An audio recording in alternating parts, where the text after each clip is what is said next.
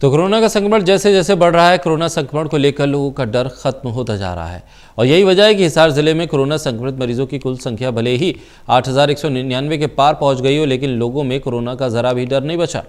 हिसार जिले में कोरोना संक्रमण से मरने वालों का आंकड़ा 100 के पार है। इसी लेकर हिसार की सीएमओ डॉक्टर रत्ना भारती से बात की हमारे सहयोगी महेश कुमार ने। हिसार जिले में कोरोना संक्रमित मरीजों की कुल संख्या 8,199 के भी पार पहुंच चुकी है। उसके साथ ही खास बात यह भी कि हिसार जिले में मरने वाले मरीजों की संख्या अब 100 के पार पहुंच चुकी है। खास बात यह भी कि हिसार जिले में अब कोरोना संक्रमण को लेकर लोगों का जो खौफ है, जो डर है, वो पूरी तरह खत्म होता नजर आ रहा है। और इसी पर बातचीत के लिए हमारे साथ इस वक्त मौजूद हैं हिसार की CMO doctor Ratna Bharti. Madam, कुल आंकड़े को समझने की कोशिश करें तो 8,199 मरने वालों की संख्या 100 के पार, लेकिन जो लोगों का जो कोरोना से डर था वो पूरी तरह खत्म हो चुका है।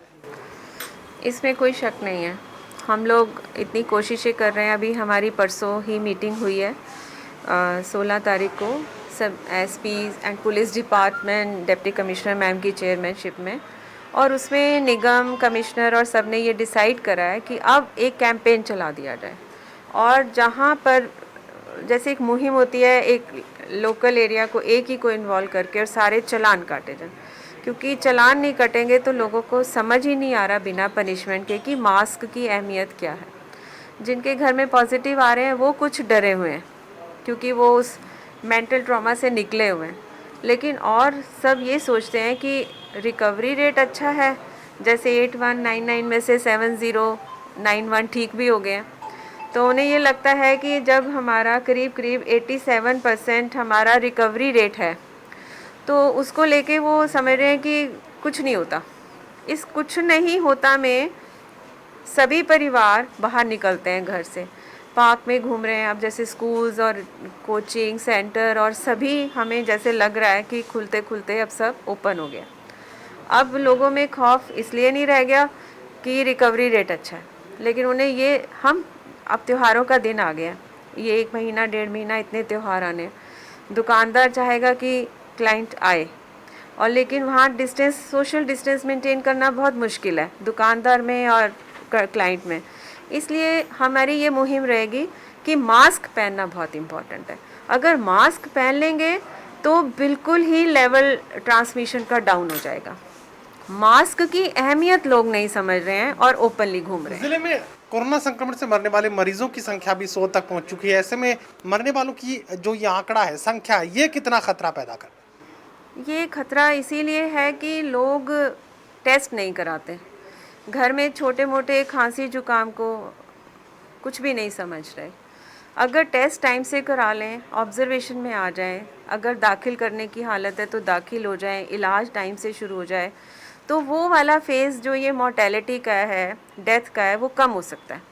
लेकिन लोगों में ये है ही नहीं डर, क्या है, छोटी सी खांसी है ठीक हो जाएगी, छोटा सा बुखार है ठीक हो जाएगा, और वो सैंपल नहीं कराते कि हमें 10 दिन के लिए हॉस्पिटल में और 7 दिन के लिए घर में कैद कर देंगे और हमारे घर के बाहर कोई रिबन लग जाएगा या पोस्टर। अब तो पोस्टर तो वैसे ही बंद हो गया, लेकिन उसी घर को कंटेन कर रहे हैं कि फैमिली मेम्बर्स बाहर ना जाएं।